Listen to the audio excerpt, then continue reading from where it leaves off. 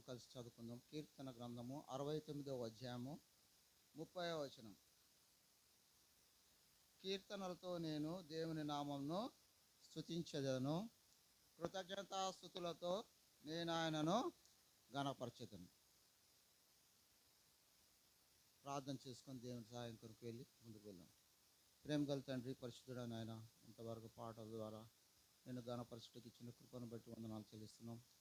ప్రతి ఒక్క అవసరతలో అక్కల్లో మీరు తోడుగా ఉండి నడిపిస్తూ వస్తున్న విధానాన్ని బట్టి వందనాం.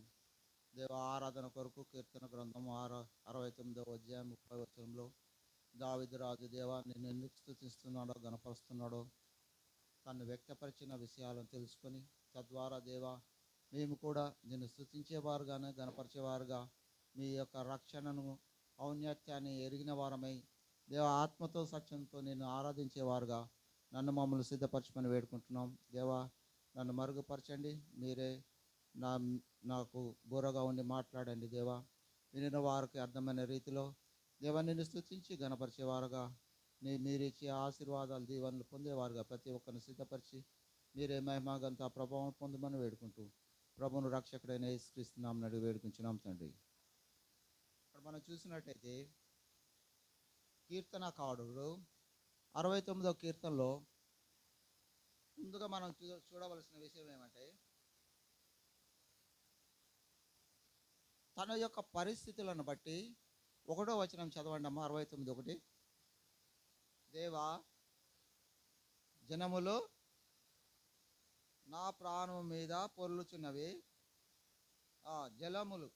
జలములు అనగా ఏమంటే దుష్ట జనము, జలాంగాలు ఏమవుతున్నాయంట, నా ప్రాణం మీద పొల్లుచున్నవి, నన్ను రక్షింపు. ఆ యొక్క పరిస్థితిని బట్టి ఆయనకి ప్రొటెక్షన్ లేదు, రక్షణ లేదు, ఆయనకి ఆధారం లేదు, భద్రత లేని పరిస్థితిలో ఆయన ప్రార్థన చేస్తూ వస్తున్నాడు. దేవుని ఏమని విడుదల కోసం ప్రార్థన చేస్తున్నాడు. ఆ యొక్క కష్ట పరిస్థితి నుంచి విడిపించడానికి దేవునికి ప్రార్థన చేస్తూ వచ్చిన విషయాన్ని అక్కడ మనం చూస్తూ వచ్చిన వారుగా ఉంటాం. మన పరిస్థితులు కూడాను మనం దేవుని బిడ్డలనే మాత్రాన కష్టాలు బాధలు ఉండవని లేవు, ప్రతి ఒక్కరికి ఉంటాయి, వస్తాయి. ఎందుకు వస్తాయంటే ఆ యొక్క కష్ట సమయంలో విడిపించే దేవుడిని మనం గుర్తు చేసుకోవాలి. విడుదల పొందాలంటే ఆయన యొద్దకు వెళ్ళాలి, ఆయన యొద్దనే కోరాలి, ఆయన యొద్దనే పొందాలి. అదే ఒక మార్గము దేవుడు సిద్ధపరిచిన వాడుగా ఉన్నాడు పాత నిబంధన కాలంలో. ఆ విధమైన రీతిలో తనకు కలిగిన ఇబ్బందులు, కష్టాలు, బాధల్లో నుంచి దావీదుని విడిపించడానికి దేవుని కోరుతూ వచ్చినాడు. చూడండి, అదేవిధంగా మనం చూసినట్టయితే 1 నుంచి 4 వచనాలు మీరు ఇంటికి వెళ్ళి చదువుకోండి, ఎందుకంటే ఇదంతా ఎక్స్పాన్షన్ చెప్తే చాలా టైం అవుతుంది. మరి 9వ వచనంలో ఏముంది? విడిపించిన తర్వాత ఆయనకి 9వ వచనంలో ఏమున్నది చూడండి. నీ ఇంటిని గూర్చిన మనల్ని భక్షిస్తుందా? ఏమా భక్షించాలి. మనం రక్షించినందుకు ఆ శక్తి భక్షించినప్పుడే దేవునితో సహవాసం కలిగిన వారుగా ఉంటాం. నీ ఇంటిని గూర్చిన ఆసక్తి ఆయనను ఎందుకు ఈ యొక్క కష్ట క్లిష్ట పరిస్థితుల నుంచి దేవుడు విడిపించి కాపుదల చేసి తన సన్నిధికి వెళ్ళి ఎప్పుడు ఆరాధిద్దామని ఏమున్నదమ్మా ఆశ? మనల్ని కూడా భక్షించాలి. దేవుడు మనకు కూడా ఎన్నో కార్యాలు చేస్తాడు, ఎన్నో కష్టాలు, బాధల నుంచి, విడుదల నుంచి విడిపించిన వారుగా ఉన్నారు. అది మనము పొందినప్పుడే అంతటితో సమాప్తం. ఆ ఆదివారమో లేకపోతే ఇంకొక వారమో చెప్తాం, తర్వాత అది మర్చిపోతాం. ఇశ్రాయేలు ప్రజలు పితరులు చేసింది కూడా అదే. దేవుడు చేసిన ఆశ్చర్య కార్యాలని వారు వెంటనే మర్చిపోయిన వారుగా ఉన్నారు. 106వ కీర్తన రాసుకోండి, ఇంటికి వెళ్ళి చదువుకోండి. దేవుడు చేసిన కార్యాలు ఎన్ని మార్లు ఎంత తొందరగా మర్చిపోయినారో మీరు అక్కడ చూసుకుంటారు. ఆ విధమైన రీతిలో మనం కూడా ఉండకూడదు. ఇప్పుడు దేవుడు అతనికి ఏమిచ్చాడమ్మా? ఆ యొక్క పరిస్థితి నుంచి విడిపించి విమోచించి శత్రువుల యొక్క ఆ యొక్క కబంధ హస్తముల నుంచి భద్రపరిచినందుకు ఏం చేస్తున్నాడు? ఆయనకి ఏమొచ్చింది? దేవుని యొక్క సన్నిధికి వెళ్ళాలని ఏముందమ్మా? ఆశ. మనం ఆదివారం వస్తే దోశలు తినడానికి ఆశపడతాము, ఎందుకంటే స్పెషల్ అన్నమాట. ఇక్కడ ఆశ ఏముండాలంట? దేవుని యొక్క సన్నిధిలో ఉండాలని ఆశ కలిగి ఉండాలన్నాడు. అదే కీర్తనకారుడు ఇంకొక దగ్గర ఏమంటాడు? దుప్పి నీటి వాగుల కొరకు తృష్ణ పొందినట్టు నా ప్రాణము నీ కొరకు ఆశపడి తృష్ణ కొనుచున్న. తృష్ణ అంటే దాహము. దాహం ఉండాలి, దైవికమైన భక్తిని పొందాలి. ఆ దైవికమైన భక్తిని పొందడం వల్ల దైవికమైన శక్తిని పొందుతామని జ్ఞానం కలిగిన వారు ఆశపడేవారుగా ఉంటారు, లేకపోతే మర్చిపోయేవారుగా ఉంటారు. దానివల్ల నష్టం ఎవరికి? మనకే. అందుకని ఏమన్నాడు 9వ వచనంలో ఏమంటున్నాడు? నీ ఇంటిని గూర్చిన ఆసక్తి నన్ను భక్షించుచున్నది. ఆ భక్షించడం వల్ల ఏమైంది? ఇప్పుడు 30వ వచనం చదవండి. భక్షించినప్పుడు ఏమన్నాడు? ఆసక్తిని తీర్చుకోవడానికి దేవుని యొక్క సన్నిధికి వెళ్ళాడు. అక్కడ 30వ వచనం చదవండి అమ్మ. ఇప్పుడు కీర్తనలతో ఏం చేస్తానన్నాడమ్మా? దేవుని నామమును స్తుతించేదను. కృతజ్ఞత. ఆరాధన అంటే కృతజ్ఞత, థ్యాంక్స్ గివింగ్. దేవుడు చేసిన మేళ్ళకి కృతజ్ఞత కలిగి ఉన్నాడు ఆయన. ఎప్పుడు? క్రీస్తు పూర్వం 750 సంవత్సరం క్రితం జరిగినది ఇది. అప్పుడు యెహోవా దేవుని యొక్క కాపుదల్లో ఉన్న దావీదు ఆ దినములలో సృష్టికర్త అయిన దేవుడే వారికి రక్షణగా ఉన్నాడు. కిందకి వెళ్ళినప్పుడు అది కూడా చూపిస్తాను. ఆ విధమైన రీతిలో ఏం చేశాడట? ఆయన చేసిన కార్యానికి ప్రతిఫలముగా ఏమి చెల్లించినా నీవు రుణస్థులమే అంటామే, ఇది చెల్లించమంటున్నాడు ఆయన. రుణస్థులుగా ఉండకుండా ఉండడానికి ఇది ఒక మార్గం. ఏం చేయాలంట? కీర్తనలతో నేను దేవుని నామమును స్తుతించినాం. ఇప్పుడు దాకా కీర్తనలతో స్తుతించినాం. ఇంకా నెక్స్ట్ ఐటమ్ ఏమంది? కృతజ్ఞతాస్తుతులు చెల్లించాలి. అయ్యా, ఆ దావీదు పరిస్థితులు ఎలాగనో విడిపిస్తూ వచ్చినావో నా యొక్క జీవితంలో కూడా అనేకమైన పరిస్థితులు, ప్రతి ఒక్కరికి ఏ పరిస్థితి నుంచి విడిపింపబడడం వారికి తెలుసు. ఎవరు ఏ పరిస్థితి నుంచి ఈ పరిస్థితికి వచ్చారో, నేను ఈ పరిస్థితికి ఎలాగొచ్చానో నాకు తెలుసు. ఇంకొక ఇప్పుడు ప్రస్తుతం ఉన్న పరిస్థితికి అంతకుముందు ఎలాగున్నో వారికి తెలుసు. ఎవరైతే విడిపింపబడ్డారో వారు ఖచ్చితంగా దేవుని స్తుతించాలి, గణపరచాలి, కృతజ్ఞతాస్తుతులు చెల్లించేవారుగా ఉండాలి. కృతజ్ఞతాస్తుతులు చెల్లించినప్పుడు ఏమవుతుందంట? దేవుని యొక్క సన్నిధిలో మనము కృతజ్ఞతాస్తుతులు చెల్లించినప్పుడు ఆయనను మనను ఆశీర్వదించేవాడుగా ఉన్నాడు. శాశ్వతమైన ఆశీర్వాదాలు, దీవెనలు ఇచ్చేవాడుగా ఉన్నాడు. అది ఆయనకు తెలుసు. అందుకే ఏమన్నాడు? ఈ లోక సంబంధమైనవన్నీ క్షయమైనవి, తాత్కాలికమైనది. నీకు బహుమానం, కిరీటాలు లేక ఇక్కడ ఎన్నో గొప్ప శక్తులు, అందరిలో రికగ్నిషన్ వచ్చినప్పటికీ భూ సంబంధమైనది. దేవుని యొక్క దృష్టిలో మనము నిజమైన దేవుని యొక్క బిడ్డలుగా, యోహాను 1:12 ప్రకారం తన్ను ఎందరైతే అంగీకరించిన వారినందరినీ కుమారులుగా, కుమార్తెలుగా ఆయన తండ్రి అని పిలవడానికి అధికారం ఇచ్చాడు. అది పోగొట్టుకోవద్దు. ప్రతి చిన్న విషయంలో మనకు అవసరమైతే చిన్నపిల్లలు తల్లిదండ్రులను ఏం చేస్తారు? అడుగుతారమ్మా? అడగరా? సామెతే ఉంది, అడగని దాన్న అమ్మాయిన బువ్వ పెట్టదు అంటారు తెలంగాణ. అడగకపోతే అమ్మ కూడా బువ్వ పెట్టదు. నీకు ఆత్మ సంబంధమైన ఆహారం కావాలంటే ఆత్మీయమైన తండ్రిని అడిగితే ఆత్మ సంబంధమైన ఆహారాన్ని ఇచ్చేవాడుగా ఉన్నాడు. అది పొందమంటున్నాడు, తినమంటున్నాడు. తృప్తి పొందండి, సంతోషించి ఆనందించి గంతులు వేయడి. యెహోవా మా మధ్య కార్యం జరిగించాడు, అనగా నా మధ్య, నా జీవితంలో, నా కుటుంబంలో ఒక గొప్ప కార్యం జరిగించాడు. అందుకు నేను ఆయన సన్నిధికి వెళ్తానని తృష్ణ కావాలి. తృష్ణ లేదు కాబట్టి కుర్చీలన్నీ ఖాళీగా ఉన్నాయి. ఎవరెవరికి ఏ పనులుంటే ఉండవచ్చు, కానీ దేవుని యొక్క సన్నిధి కంటే, తాను చేసిన కార్యం కంటే శాశ్వతమైన విడుదల, విమోచన, నిత్యమైన నరకం నుంచి నిత్యమైన జీవానికి విడిపిస్తూ వచ్చిన దేవుడుగా ఉన్నాడే. ఆయన సన్నిధిలో ఒక 2 గంటలు 3 గంటలు గడపలేని పరిస్థితులు ఉంటే ఆ యొక్క రక్షణ పొందిన వారి విశ్వాసులం అని చెప్పుకోకుండా ఉండడం మంచిది. ఎందుకంటే దేవుడు చేసిన కార్యానికి ప్రతి దావీదు అయితే 92వ కీర్తనలు చూడండి ఒకసారి ఏం చేశాడో. 1-2 వచనాలు చదవండి. 92వ కీర్తన 1-2 వచనాలు. ఏంటంట? ఎవరిని గురించి చెప్తున్నాడు? ఎవరైతే రక్షింపబడ్డామో, విశ్వాసులము, దేవుని చేత రక్షణ పొందినామో అని చెప్పబడినాడు. ఆయన రక్షింపబడ్డాడు, ఇలాంటి పరిస్థితుల నుంచి విడిపింపబడ్డాడు. ఆయన ఏమంటున్నాడు? యెహోవాను స్తుతించుట మంచిది. ఎవరైతే రక్షింపబడ్డారని జ్ఞానము వివేచన కలిగిన వారుగా ఉంటారో వారు యెహోవాను స్తుతించుట మంచిది. ఎప్పుడు ఎన్ని సంవత్సరాలకు ఒకసారా? కిందకి చదువు. మహోన్నతుడు మహోన్నతుడా నీ నామమును కీర్తించుట మంచిదా చెడ్డదా? మరి ఇప్పుడు రానోళ్ళకి ఏమైనా ఏమైపోయింది అదమ్మా?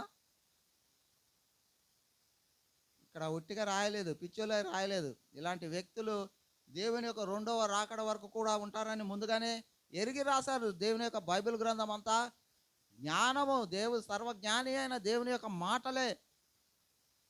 యెహోవాను స్తుతించుట మంచిది. చదవమ్మా. హృదయమున నీ కృపను, ఒక్క నిమిషం ఆగమ్మా, పెద్దమ్మా అక్కడ ఆగు. హృదయమున నీ కృపను అంటే మనం బతుకున్నామంటే ఎవరి కృప వల్ల బతుకున్నాం? విలాప వాక్యం 3:23లో చూసాం. ఆయన యొక్క వాత్సల్యత నూతనమైన రీతి, అనుదినము నూతనమైన రీతిలో మన ఎల్ల చూపిస్తున్నాడు. ఈ దినమన్నా ఎవడైనా రక్షింపబడి ఆరాధించలేని వారుగా ఉన్నారో వారికి నూతనమైన వాత్సల్యాన్ని ఇచ్చాడు దేవుడు, వెళ్ళి దేవుని యొక్క సన్నిధిలో ఆరాధించడానికి. అందుకని ఏమిదమ్మా, ఉదయమున నీ వాత్సల్యతను, ప్రతి రాత్రి నీ విశ్వాసతను. ఉదయం నుంచి సాయంత్రం వరకు మనం బయటికి వెళ్తే ఎన్నో కష్టాలు, బాధలు, ఎన్నో యాక్సిడెంట్లు, ఇంటికి వెళ్తే తిరిగి వస్తే మనకి గ్యారెంటీ ఎవరికి లేదు. అప్పుడు రాత్రి ఏం చేయాలంటమ్మా? కాదుకమ్మా, దేవుని యొక్క విశ్వాసత. మనము దేవుని నమ్మినందుకు, అబ్రహాము దేవుని నమ్మను, అది అతనికి నీతిగా ఎంచబడాను. దేవుని యొక్క విశ్వాసత ఎంత గొప్పది మనకు తెలుస్తుంది. ఆ విశ్వాసత ఏదో ఒక అపాయం నుంచి, ఏదో ఒక కష్టం నుంచి, ఏదో ఒక హాని నుంచి దేవుడు విడిపించినందుకు, అయ్యా ఉదయం నుంచి రాత్రి పండుకునే వరకు కూడా నీవు నన్ను విడిపిస్తూ వచ్చిన వాడుగా ఉన్నావే, అందుకు నేను నిన్ను స్తుతిస్తున్నాను. మనం వారానికి ఒకసారి స్తుతించడానికి చాలా కష్టాలు వస్తాయి, ఇబ్బందులు వస్తాయి, కాళ్ళ నొప్పులు వస్తాయి, నడుము నొప్పులు వస్తాయి, తలకాయ నొప్పులు వస్తాయి, ఎక్కడ లేని నొప్పులని అన్నీ ఒకే దగ్గర నీకు వచ్చేస్తాయి. శనివారం రాత్రి 12 గంటలు దాటినాక ఆదివారం ఉదయం ఎంటర్ అవగానే దేవుని యొక్క సన్నిధికి పోకుండా ఆటంకాలన్నీ ముందే వస్తాయి. అవన్నీ తీసి పక్కకు పడేయండి.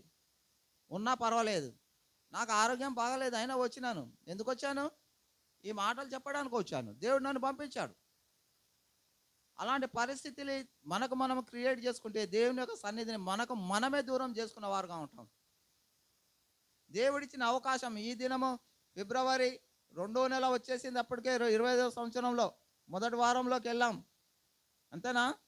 4 వారాలు అయిపోయింది. ఈ వారము 1 గంటతో అయిపోద్ది మన పని. 1 గంటకు 2 గంటకు మళ్ళీ ఆదివారం తిరిగి పొందగలుగుతామా? దేవుడిచ్చిన మంచి సమయాన్ని సద్వినియోగం చేసుకోవాలి. ఆయన బిడ్డలైన వారు, తండ్రి అయిన దేవుడు చెప్పిన మాట పిల్లలైన విశ్వాసులు వినాలి. అది చెప్తున్నాడు దావీదు. ఇంకేమన్నాడమ్మా? ఆయన ఏం చేశాడు? 10 తంతుల స్వరమండలంతోనూ, అంటే ఒక చిన్న సండే స్పెషల్ అనమాట. ఆయన పొద్దున ఆరాధన చేస్తే సితారాతోటి పాటలు పాడతాడు. మనం ప్రార్థన చేయడానికి, థ్యాంక్స్ అయ్యా ఉదయం నుంచి కాపాడని చెప్పడానికే టైం దొరకదు. 1 నిమిషం చేస్తాం, అయ్యా పొద్దున్న నుంచి సాయంత్రం దాకా, రాత్రి దాకా, పండుకున్న దాకా కాపాడినావు ఆమెన్ అని. ఏం చెప్తున్నాడు? తంతి వాద్యాలతో దేవుని, అంటే పాటలు పాడి గణపరిచి తర్వాత దేవుణ్ణి స్తుతిస్తున్నాడు ప్రతిదినం. మన జీవితంలో దేవుని ఎన్నిసార్లు స్తుతిస్తున్నాం? ఆదివారం ఒక్కసారి వస్తాం, చేస్తే స్తుతిస్తాం, లేకపోతే లేదు. దానివల్ల ఆత్మ సంబంధమైన మనకి జీవంలో ఉజ్జీవం ఉండదు. జీవం ఉంటాం కానీ దాంట్లో దేవుని యొక్క జీవం లేకపోతే నిర్జీవమైన వారుగా ఉంటాం, లోక సంబంధమైన వారుగా ఉంటాం. ఆ యొక్క పరిస్థితుల నుంచి ఆయనను విడిపించినందుకు దావీదు దేవుని స్తుతిస్తూ గణపరుస్తూ వచ్చిన వాడుగా ఉన్నాడు. రక్షించిన వాడుగాను, విడిపించిన వాడు. రక్షణ అనే పదానికి నిర్వచనం మనకు తెలుసుకుంటే దాన్ని బట్టి ముందుకెళ్ళొచ్చు. రక్షణ అనే పదానికి గ్రీక్ భాషలో సొటీరియా, సొటీరియా అంటే ఏంటమ్మా? విడుదల, క్షేమంగా తీసుకురావడము. ఇంకోటి ఏది? ఆపద నుంచి కాపాడు. మూడు విషయాలను సొటీరియా అనగా గ్రీక్ భాష నుంచి ట్రాన్స్లేట్ చేయబడ్డ మాటకి ఏమంట? మొట్టమొదటిగా విడుదల, రెండోది క్షేమంగా తీసుకురావడం, మూడోది ఆపద నుంచి కాపాడడం. వెనక నుంచి వద్దాం. క్రైస్తవ జీవితానికి ఆపద అనేది ఎప్పుడు? దేవుని యొక్క న్యాయపీఠం ముందు అసలు సిసలైన ఆపద అప్పుడు ఉంటుంది. ఆపద ఏంటి? పాపం వలన వచ్చే జీతము నిత్య జీవము. నిత్య జీవానికి తీసుకెళ్తాడు ఆయన, దాని నుంచి విడిపిస్తాడు. పాపం వలన వచ్చు జీతము మరణము. ఆ యొక్క ఆపద నుంచి, ఆ ఆపద ఏంటంటే అందులో పడవేయబడితే నిత్యము ఏడుపు, పనులు కోరుకుంటే.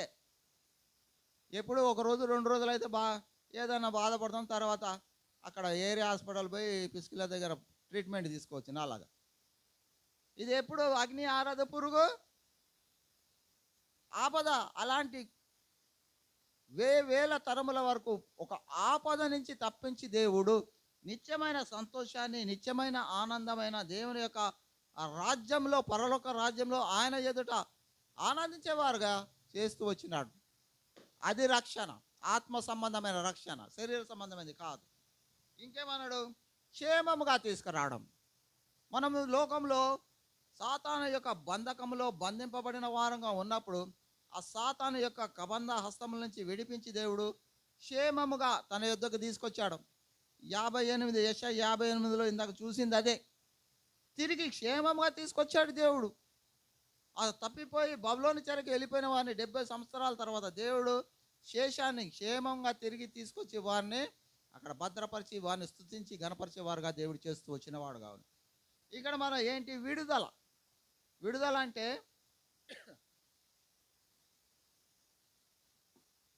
అంటే మనం ఐగుప్తు నుంచి మన ఇశ్రాయేలు ప్రజల్ని 430 సంవత్సరాలు వారి యొక్క బాధలు, కష్టాల నుంచి, శరీర సంబంధమైన విషయాల నుంచి దేవుడు మోసే ద్వారా విడిపించి విడుదల చేసి ఏం చేశాడు? సురక్షితమైన ప్రదేశానికి, పాలు తేనెలు ప్రవహించే కానాను దేశానికి దేవుడు, అది రక్షణ అంటే. ఇది శరీర సంబంధమైన రక్షణ. క్షేమముగా అంటే తప్పిపోయిన వాడిని తిరిగి తన యొద్దకి క్షేమంగా తీసుకొచ్చేది కూడాను రక్షణే. మూడోదిగా ఏమన్నా? ఆపద, నిత్యమైన ఆపద, ఆ నరకము నుంచి విడిపించి నిత్య జీవానికి నడిపించేదే రక్షణ. రక్షణ యొక్క ఆ యొక్క వెల్లడి మనం చూసినట్టయితే పాత నిబంధన గ్రంథంలో మోషే గారు ఈ విషయాన్ని ఇశ్రాయేలు ప్రజలకు తెలియపరుస్తున్నాడు. ద్వితీయోపదేశ కాండము 26వ అధ్యాయం చూడండి, 6-8 వచనాలు చదవండి అమ్మా.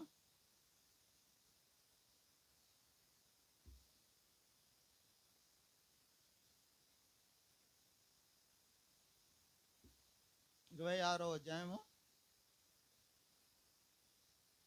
6-8 ఐగుప్తీయులు మనలను బాధపరిచి మోపగా. చూడండి ఇక్కడ దావీదు ఏం చేశాడు? ఇందాక తన యొక్క కష్టకాలంలో దేవునికి మొరపెడుతూ వచ్చినాడు. ఇక్కడ ఇశ్రాయేలు ప్రజలు వారు తప్పు చేసి వెళ్ళలేదు, క్షామం వల్ల, ఆహార కొరత వల్ల వెళ్ళి అక్కడ బానిసలుగా చేయబడ్డారు. అయితే బానిస ఆ యొక్క పరిస్థితులను తట్టుకోలేక యెహోవా దేవునికి మొరపెట్టినప్పుడు ఆయన వారి మొర ఆలకించి ఏం చేశాడమ్మా? వారిని విడుదల చేశాడని మోసే గారు ఆ ఇశ్రాయేల్ ప్రజలకి ఆ ఐగుప్తు దాసత్వం నుంచి బయటకు వచ్చినాక గుర్తు చేస్తూ వచ్చిన వాడుగా ఉన్నాడు. అయితే ఏం జరిగింది చూడమ్మా, చదువు.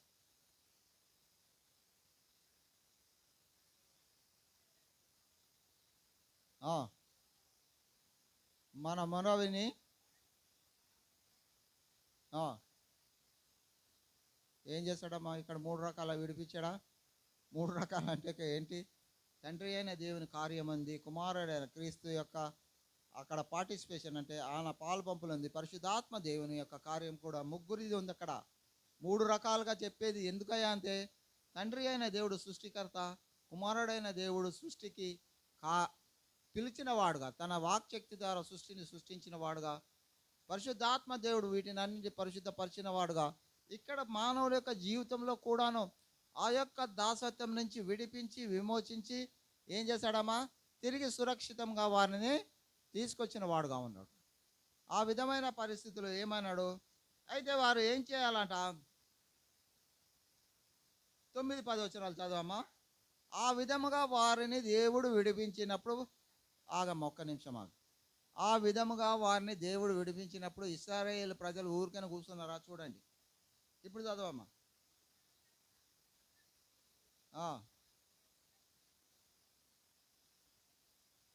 ఏం చేశాడు, ఆ యొక్క దాసత్వము నుంచి విడిపించి పాలు తేనెలు ప్రవహించే దేశాన్ని, ఆ కష్టము బాధలు ఆ నిట్టూర్పు వేదన లేకుండా ఏం చేశాడు, సంతోషించి ఆనందించి పాలు తేనెలు ప్రవహించే దేశంలో ఆనందంగా ఉండడానికి దేవుడు ప్రవేశపెట్టాడని మోసే గారు తెలియపరుస్తూ వచ్చినప్పుడు ఏం చేశారమ్మా వాళ్ళు, చదవం ఇప్పుడు.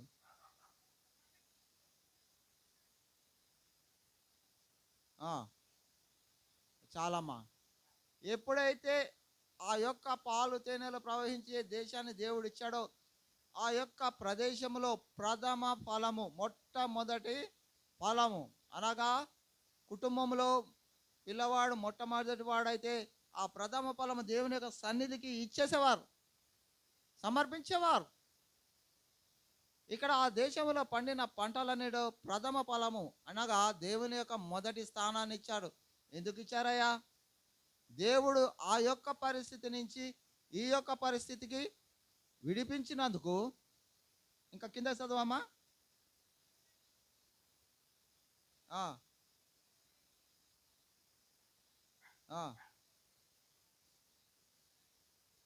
అది నమస్కారం చేసి, అంటే థ్యాంక్స్ గివింగ్, కృతజ్ఞత భావంతో దేవుడిచ్చిన దాంట్లో ప్రతిఫలం ఎక్కడి నుంచి, పరిస్థితుల నుంచి విడిపించి విమోచించి తీసుకెళ్ళి అక్కడ కూర్చోబెట్టాడే పాలు తేనెలు ప్రవహించే దేశానికి. ఆ యొక్క స్థితిలో ఏది ఫలభరితముగా ఉన్నదో మన యొక్క జీవితంలో, కుటుంబ జీవితంలో, ప్రథముగా మన యొక్క జీవితంలో విశ్వాసి అనేవాడు, విశ్వాసురాళ్ళు అనేవారు ప్రథమ ఫలము ఏది, మొట్టమొదటి స్థానం ఎవరికి ఇవ్వాలంట, రక్షణకర్త అయిన దేవునికి ఇవ్వాలి. ఇచ్చి దేవుని యొక్క సన్నిధిలో, అయ్యా నీవు ఆ దినమున నన్ను విడిపించి ఆ యొక్క కష్టం నుంచి బాధ నుంచి విడుదల చేసినావు కాబట్టి ఈ దినము నేను జీవించి ఉన్నాను, నీకు కృతజ్ఞత తెలియజేస్తున్నాను. ప్రథమ ఫలము ఆదివారం దేవుని యొక్క సన్నిధిలో మనము చెల్లించేవారుగా ఉండాలి. చెల్లించినప్పుడు దేవుడు ఆ యొక్క వాటిని మన ఏమంటారంటే కృతజ్ఞత అర్పలను ఆయన స్వీకరించేవాడుగా ఉన్నాడు. అయితే దావీదు చూడండి ఏం చేస్తాడో, 27వ కీర్తన 1వ వచనం చూడండి ఒకసారి.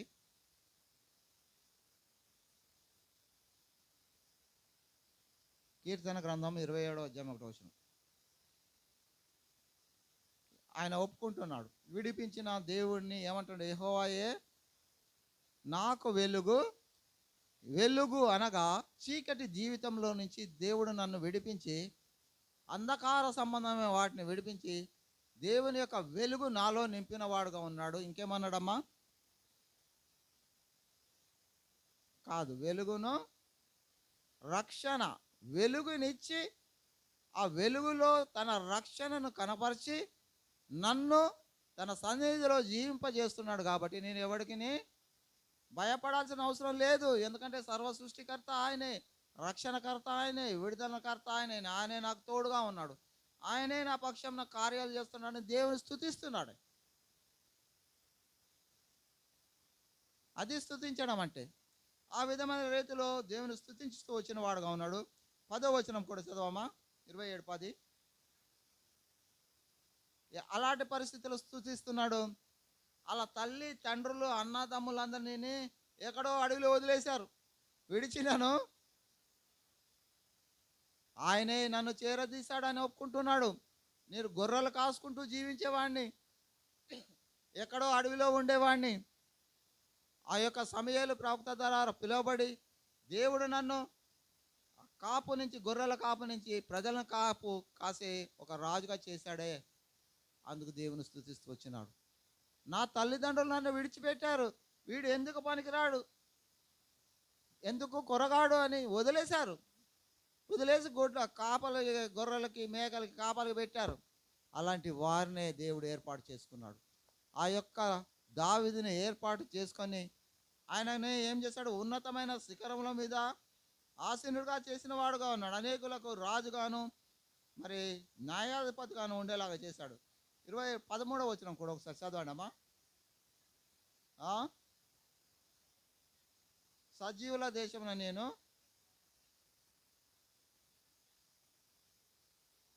అంటే యెహోవా దయను పొందుతానని నమ్మకం.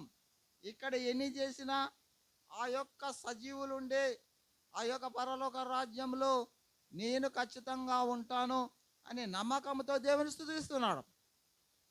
మనల్ని కూడా విడిపించి విమోచించాడే. ఆ సజీవుల దేశంలో ఉంటామని నమ్మకం అనుకుందా? ఉంటే దేవుని స్తుతిస్తాం, లేకపోతే లేదు. నిర్జీవులుగా ఉంటాం. ఈ భూమి మీద ఉన్నది ఉన్నా లేకపోయినా ఒకటే, ప్రయోజనం లేదు. ఆ విధమైన రీతిలో ఇశ్రాయేలు ప్రజలు దేవునికి కృతజ్ఞతాస్తుతులు చెల్లించుతూ వచ్చిన వారుగా ఉన్నారు. అదేవిధంగా మనం చూసినట్టయితే యెషయా గ్రంథము 25వ అధ్యాయం చూడండి, 7-8 వచనాలు చూడండి ఒకసారి.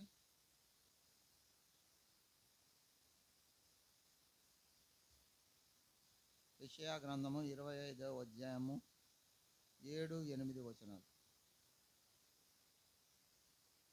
అమ్మా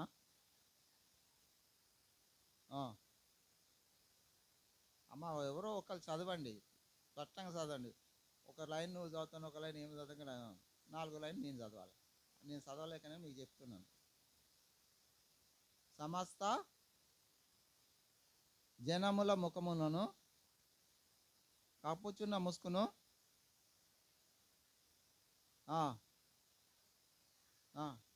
ఏం చేశాడు? ఆ సిలువ గొల్గోతా కొండ మీద ఈ కప్పబడిన ముసుగు, ఆ ముసుగు కింద ఏ పాపము దాగున్నదో తెలియదు. అందుకు చెప్తున్నాడు యెషయా ప్రవక్త, బాబు మీరు చేసే పాపాలన్నీ కప్పేసుకున్నారు అనుకుంటున్నారే, అవన్నీ దేవునికి తెలుసు.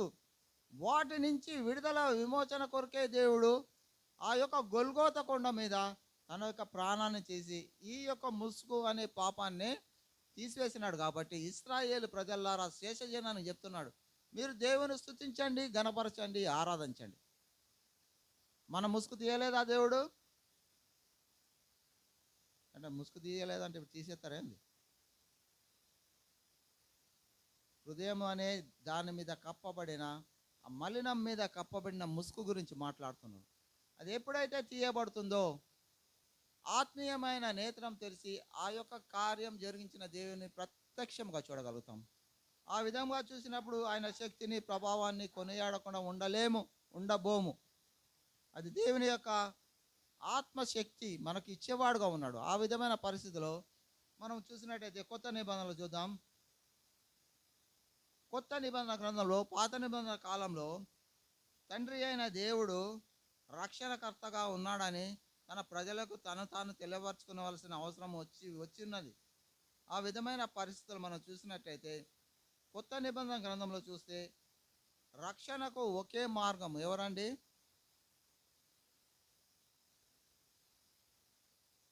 తండ్రి దగ్గర నుంచి వచ్చిన ఏకైక మార్గం.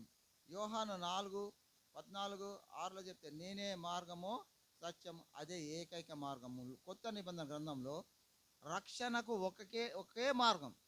అది ఎవరు? యేసుక్రీస్తు ప్రభువారు ఈ లోకానికి పంపబడ్డాడు.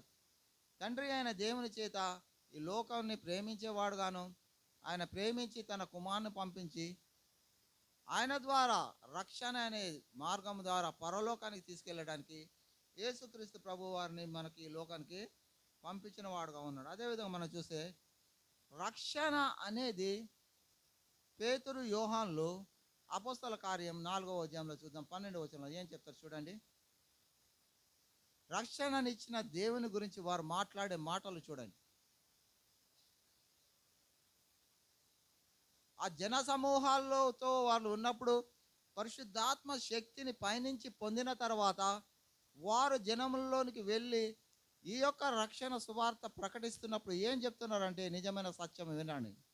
మరి ఎవని వల్లనో రక్షణ కలగదు, ఈ నామమునే మనము రక్షణ పొందవలను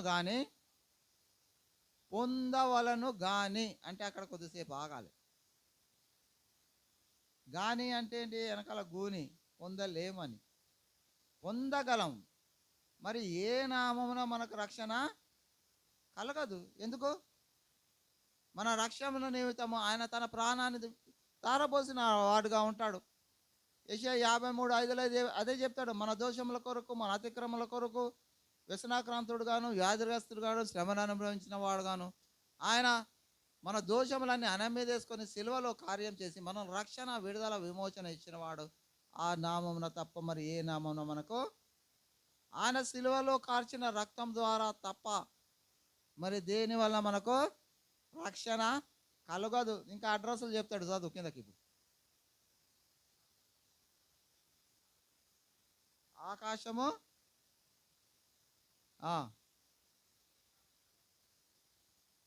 ఆకాశము కింద ఇయ్యబడిన మరి ఏ నామాలు, ఇతర నామాలు, అనేకమైన నామాలు ఉన్నాయి. దేవుళ్ళు ఉన్నారు, మరి శక్తులు ఉన్నాయి, ఆ శక్తులు ఉన్నాయి, ఈ శక్తులు ఉన్నాయి, అసలు శక్తులు లేవు. ఇక్కడ ఈయన దగ్గరే, ఒకని దగ్గరే ఉన్నది. ఆ రక్షణకర్త, విడుదలకర్త అయిన దేవుని యొద్దనే ఉన్నాయి అని చెప్తున్నారు. ఈ నామమున తప్ప మరి ఏ నామమున మనకు రక్షణ కలగదు.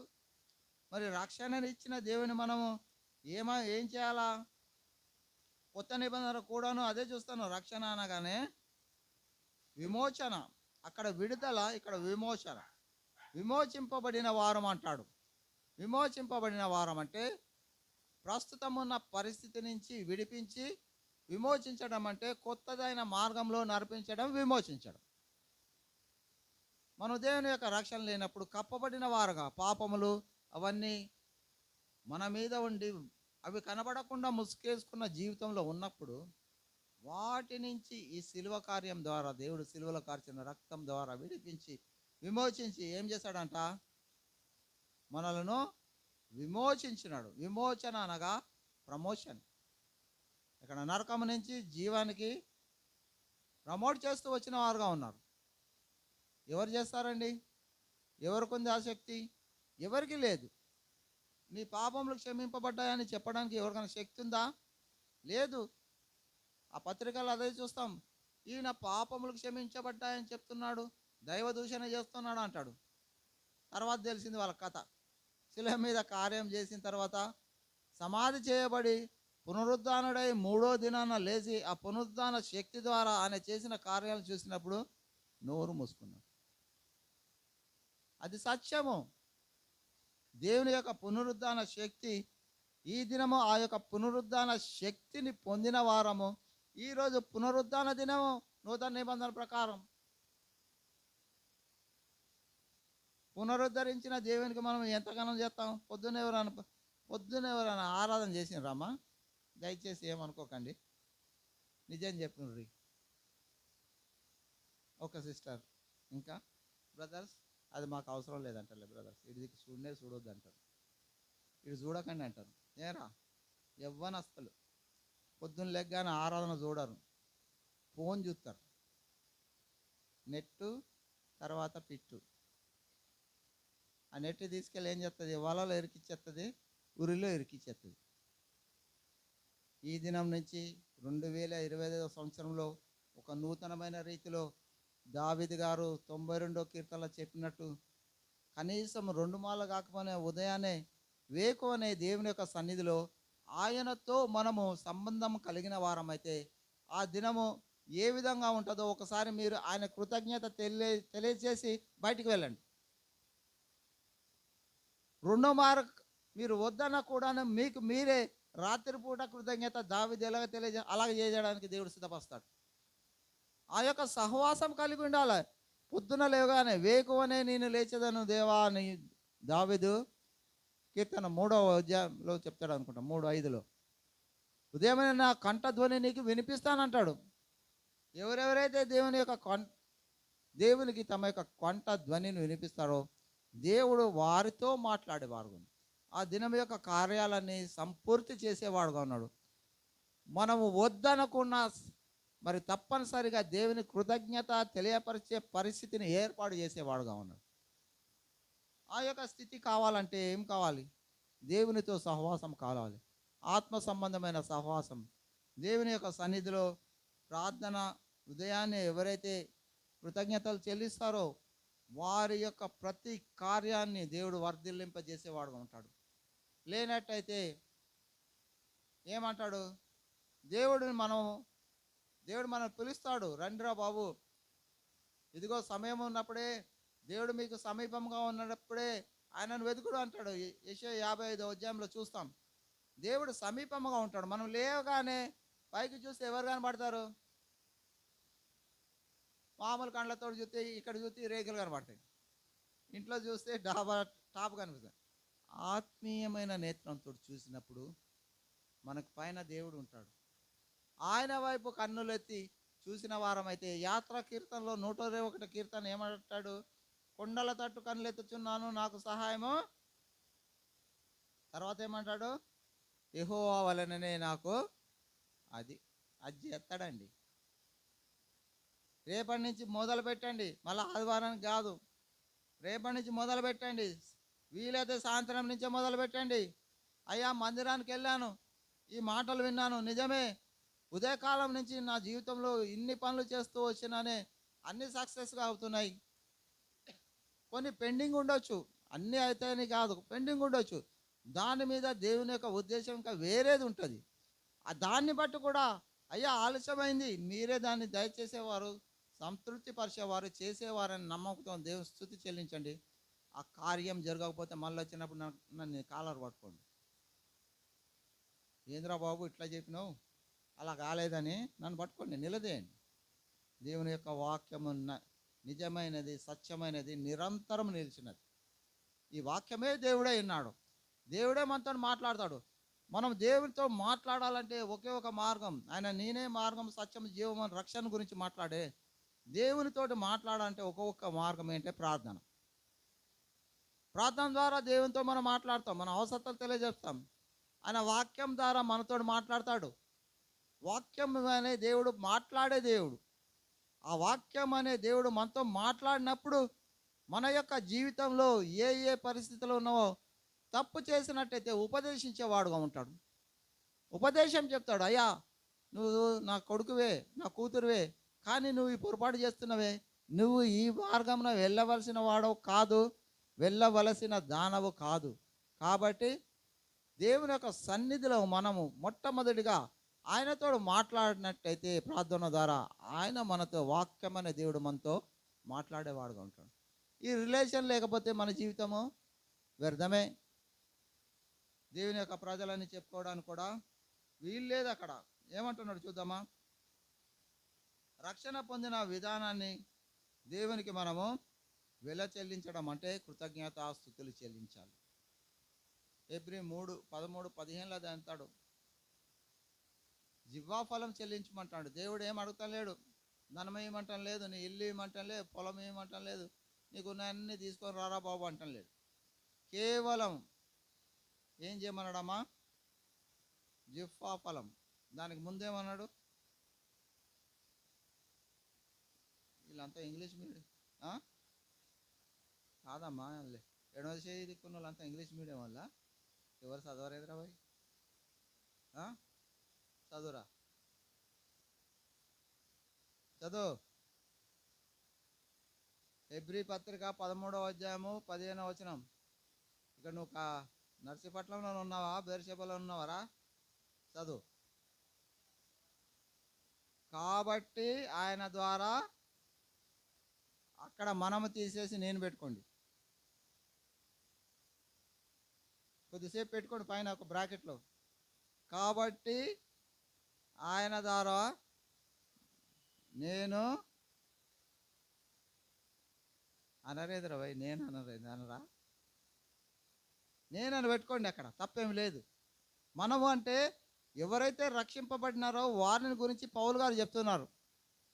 ఇప్పుడు ఆ సమూహాన్ని కాదు, మనం వ్యక్తిగతమైన ఆరాధన చేసేవారు కాబట్టి నేను దేవునికి ఏం చెప్తాను? ఎల్లప్పుడూ ఏడ చేస్తున్నామమ్మా, ఆదివారం ఒకరోజు చేస్తేనే అలసిపోతున్నాం. దావీదేమో 2 సార్లు చేయమంటాడు, ఈ పౌలేమో ఎల్లప్పుడు చేయమంటాడు. ఎక్కడికి పోవాలి మనం ఇప్పుడు? ఎక్కడైతే చెప్పారో స్తుతించమని అక్కడికి పోతే బెస్ట్ ఏమో, అంతేనారా?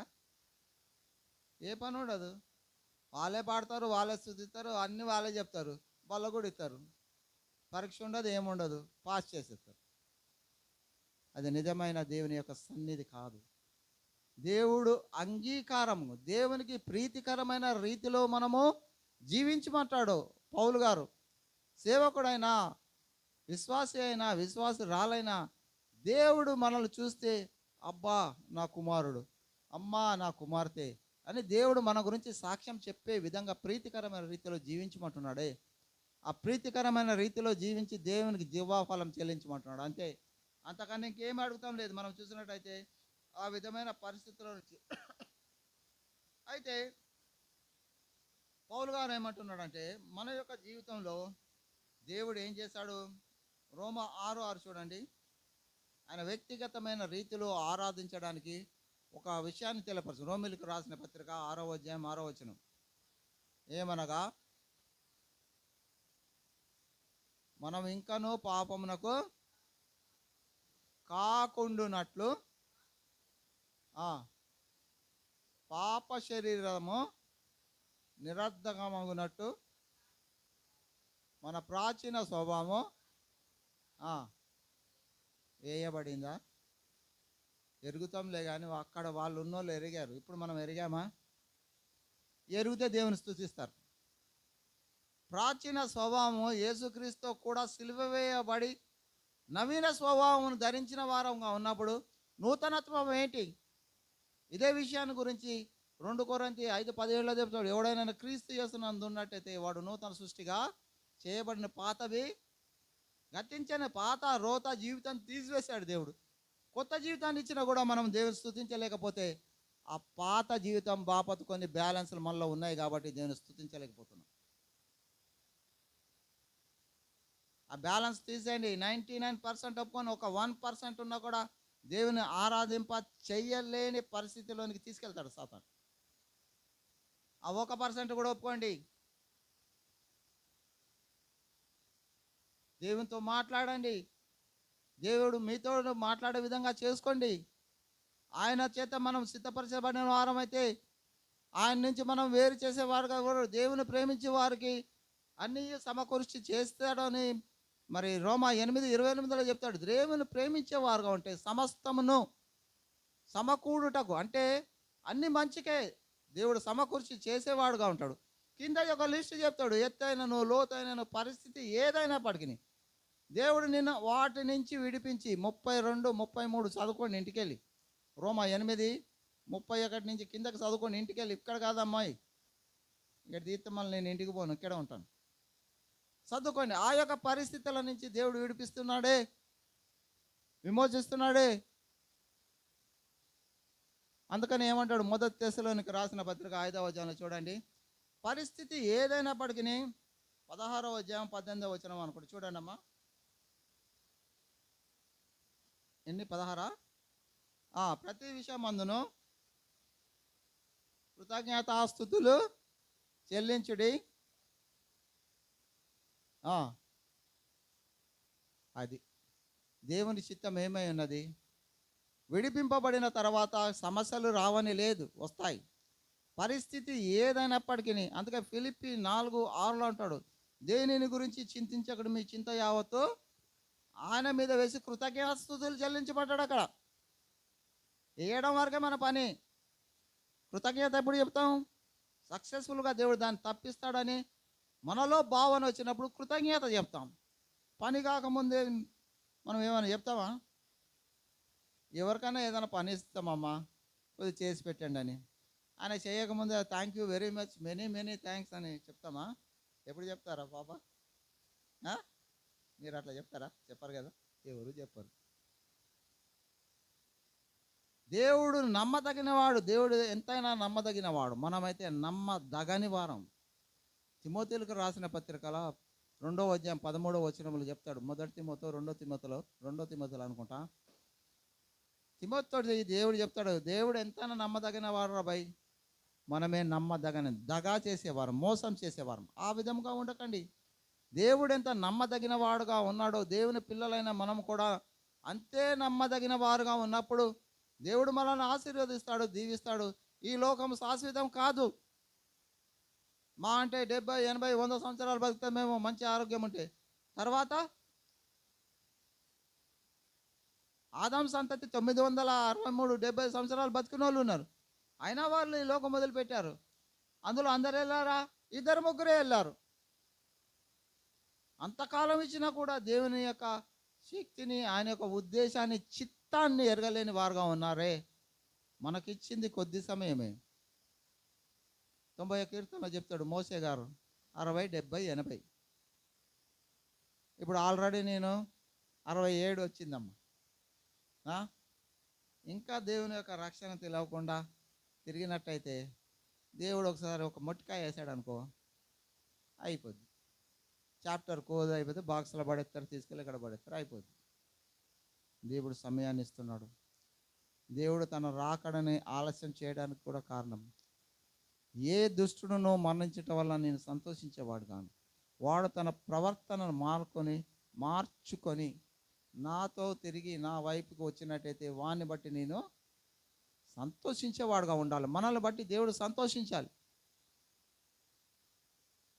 ఆ విధమైన పరిస్థితుల్లో దేవుడు మనల్ని అనేక అవకాశాలు ఇస్తున్నాడు. అనేక పరిస్థితుల నుంచి దేవుడు మనల్ని పిలుచుకుంటూ వస్తున్న వాడుగా ఉన్నాడు. అయినప్పటికీ మనం ఎక్కడికి వెళ్తున్నాం?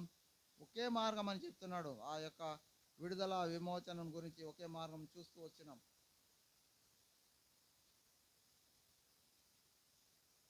అసలు పాపానికి కారణం ఏంటంటే,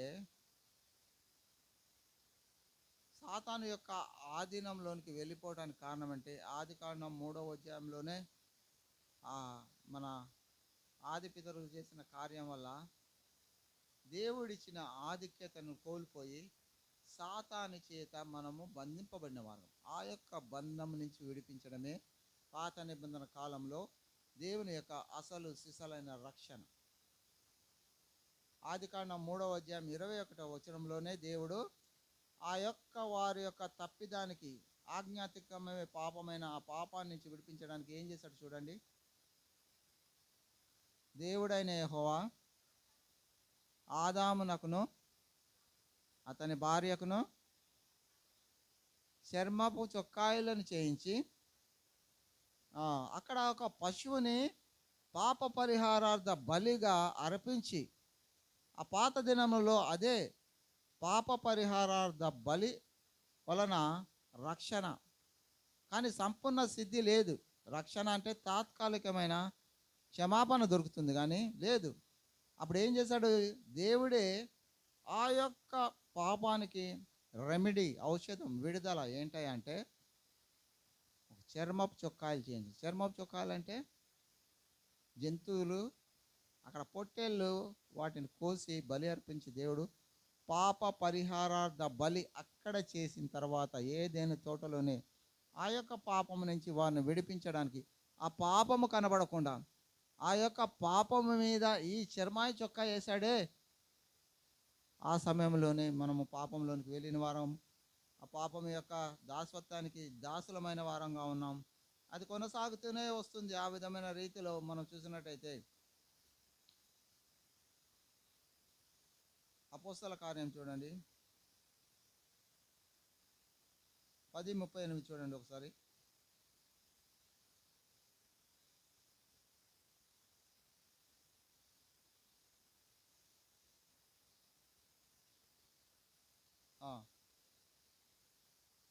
దేవుడు నజరేయుడైన యేసును పరిశుద్ధాత్మతోను శక్తితోను అభిషేకించాడు. మత్తయి సువార్త 1:23 ఏమనుందమ్మా? అభిషేకాన్ని గురించి అక్కడ చూడండి.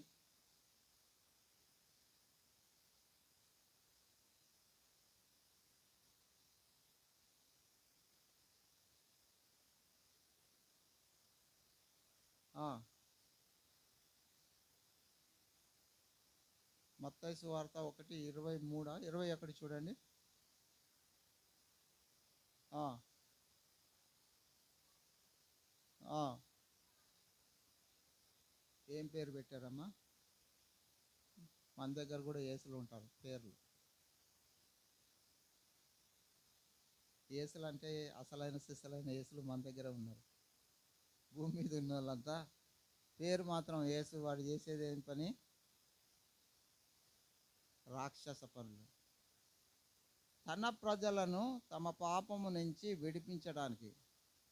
ఇది ఏషియా ప్రవచనం యొక్క నెరవేర్పు. ఇక్కడ మత్తయి సువార్తలో మాథ్యూ గారు రాస్తూ వస్తున్నారు, గంధకర్త ఆయన. అభిషేకింపబడ్డాడంట. అభిషేకింపబడ్డం అంటే పరిశుద్ధాత్మ చేత అభిషేకింపబడ్డాడు. పరిశుద్ధత లేకుండా ఎవరు దేవుణ్ణి చూడలేరు. కాబట్టి ఆ యొక్క రుజువు కోసము పరిశుద్ధాత్మ చేత, మరి పరిశుద్ధ కార్యం జరగాలంటే పరిశుద్ధాత్మ చేత నింపబడిన వారే పరిశుద్ధాత్మ కార్యం చేయగలుగుతారు. అపవిత్రతను విడిపించాలంటే పరిశుద్ధత కావాలి. అది దానితో అభిషేకించి పంపించినాడు. ఆ రక్షణకర్త అయిన దేవుడిని ఆ విధమైన పరిశుద్ధాత్మ అభిషేకం చేత విడిపింపబడి మన కొరకు ఆయన ఈ లోకానికి వచ్చి మన పాపముల నిమిత్తము శిలువ మీద క్రయధనం చెల్లించిన వాడుగా ఉన్నాడు. అది అపోస్తల కార్యంలో లూకా గారు రాస్తారు. డాక్టర్ లూకా గారు రాశారు అపోస్తల కార్యం అని చెప్తున్నాడు. ఆయన దగ్గరుండి చూసిన విషయాన్ని ఆయన సాక్ష్యంగా రాస్తూ వచ్చినాడు. అదేమనగా ఏమన్నాడమ్మా? మరొకసారి చదవది. దేవుడు నజరేయుడైన యేసును పరిశుద్ధాత్మతోను శక్తితోను, పరిశుద్ధాత్మతోను శక్తితోను, అంటే పరిశుద్ధాత్మ శక్తితోను, ఆత్మతోను శక్తితోను ఏం చేశాడమ్మా? అభిషేకించి పంపించాడు. ఆ యొక్క అభిషేకం ద్వారా మనం విడుదల విమోచన పొందిన వారుగా ఉన్నాం. ఆ కార్యం ద్వారా దేవుడు కార్చిన రక్తంలో మన పాపములు కడగబడి పరిహరింపబడి విడుదల విమోచన చేసిన మనం దేవుని ఎంతైనా స్తుతించి గణపరిచేవారుగా ఉండాలి. ఆ విధమైన పరిస్థితుల నుంచి దేవుడు మనం విడిపించినందుకు మనం ఏం చేయాలంట? చేస్తామా?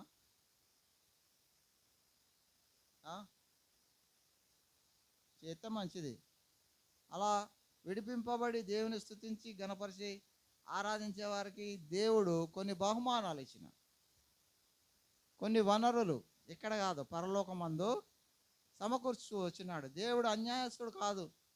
అరే బాయ్, నువ్వు స్తుతించినావు, గణపరిచినావు, ఆరాధించినావు, అయిపోయింది అనేసి నీకు ఏమి ఇయ్యాడు అనుకోకండి. ఇస్తాన్నాడు, తీసుకోండి, కాసుకోండి. తీసుకోవడానికి పేతురు పత్రిక చూడండి, మొదటి పేతురు పత్రిక చూడండి, 2వ అధ్యాయం 5వ వచనం చూడండి.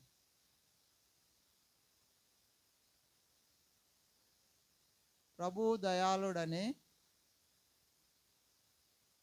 రుచి చూచిన ఎడల, అంటే చూచిన వారి గురించే, రుచి చూనోడు గురించి కాదు చెప్పేది ఇక్కడ పేతురు గారు. రుచి చూచిన ఎడల ఏమవుతుందన్న? సమస్తమైన దుష్టత్వంను, అసూయను,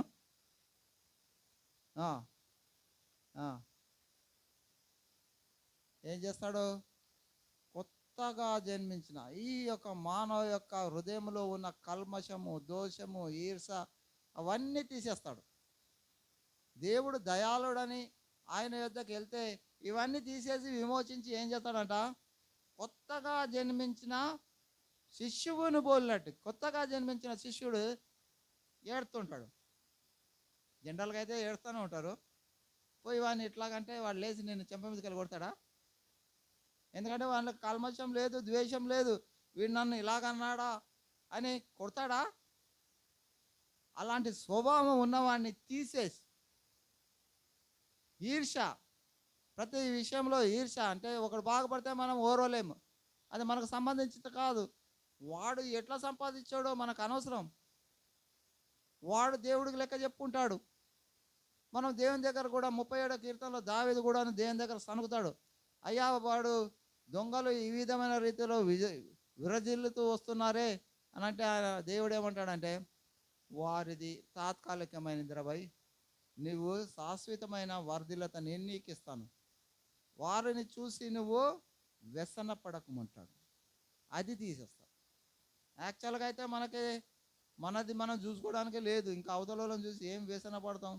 మన బతుకు గురించి మనం వ్యసనపడి, బాధపడి, వేదన పడి పరిస్థితుల నుంచి కూడా దేవుడు తప్పిస్తాడు.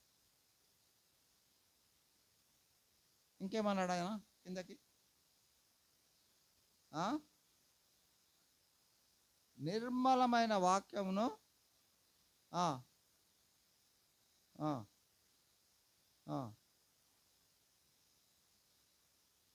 ఏం చేస్తాడు? రక్షణ విషయమైన ఆత్మ సంబంధమైన ఆహారమైన పాలను ఏమి చేయాలంట? అపేక్షిస్తున్నామో ఉపేక్షిస్తున్నామో? తీసుకెళ్ళా రెండే ఒక అక్షరమే తేడా, అపేక్ష ఉపేక్ష. Whether we are inviting or rejecting. అపేక్షించడం అంటే వీఆర్ రిజెక్టింగ్, ఉపేక్షించడం అంటే పిలుస్తున్నాం. అపేక్షించడం పిలవడము, ఉపేక్షించడం అంటే రిజెక్టింగ్. ఏం చెప్తున్నారు భయ్ మోసే? ఆలోచిద్దామా? Take your own time. ఏది ఏమైనప్పటికీ దేవుడి యొక్క కార్యాలు మనం చూస్తూ వచ్చినాం. దావీదు తన జీవితంలో 69వ కీర్తనలో మనం చూసినట్లు ఆయనకి ఆ యొక్క పరిస్థితుల నుంచి విడిపించాడు. తన తల్లిదండ్రులు అతను విడనాడినప్పటికీ అతను దేవుడు కాపాడి భద్రపరిచి చేస్తూ వచ్చినాడు. ఆ గొర్రెల కాపు నుంచి తీసుకొచ్చి రాజుగా చేశాడు. అందుకే ఆయన ఏం చేశాడు? ప్రతి ఉదయము సాయంత్రము దేవుని స్తుతిస్తూ వచ్చిన వాడుగా ఉన్నాడు. ఆయన మనకు బోధించింది ఏంటంటే 2025 సంవత్సరాలు అది నేర్చుకోమంటున్నాడు. ప్రతి ఉదయము సాయంత్రం దేవుని స్తుతించడానికి, గణపరచడానికి ఆదివారమే అవసరం లేదు. దేవుడు ఏది చేసినా ఇమ్మీడియట్గా థ్యాంక్స్ చెప్పాలి. అయ్యా, నేను అసాధ్యం అనుకున్న ఈ కార్యం సాధ్యం చేసినప్పుడు ఆన్ ది స్పాట్లోనే దేవుడికి మనం కృతజ్ఞత తెలియజేస్తే ఇంకా ముందున్న కార్యాలను దేవుడు సక్సెస్ఫుల్గా చేస్తాడు. ఇగ్నోర్ చేసినాం అనుకోండి, డ్రాగాన్ అవుతాయి, పోతానే ఉంటాయి. 2 రోజుల్లో జరగాల్సింది 20 రోజులు అవుతుంది. అవసరమైతే ఇంకో 0 పెరిగితే 200 రోజులైనా జరగవు. కారణం ఏంటి? దేవుడు మనకు కార్యాలు చేస్తే మన యొక్క పరిస్థితిని గమనించడానికి దేవుడు చేసేవాడుగా ఉన్నాడు.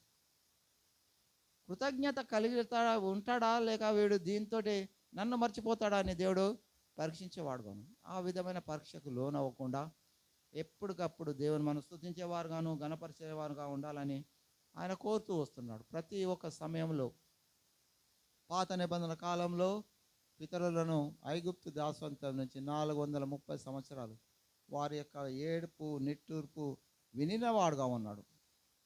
వారు దేవునితో మాట్లాడుతూ వచ్చినారు, మొరపెడుతూ వచ్చినారు. ఆయన మోసే ద్వారా వారిని, వాక్యం అనే దేవుడు మోసే ద్వారా మాట్లాడుతూ వారిని విడిపించి విమోచించి ఆ పాలు తేలియలు ప్రవహించే దేశానికి ప్రవేశింపజేసినాడు.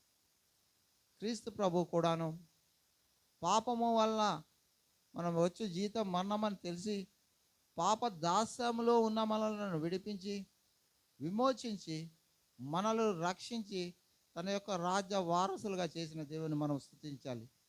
కొత్త నిబంధనలో రక్షణకు ఏకైక మార్గము క్రీస్తే, క్రీస్తు యొక్క శిలువ కార్యమే. ఆ యొక్క విషయాలు గుర్తుపరచుకొని దేవుని మనం స్తుతించి గణపరిచి ఆరాధిద్దాం.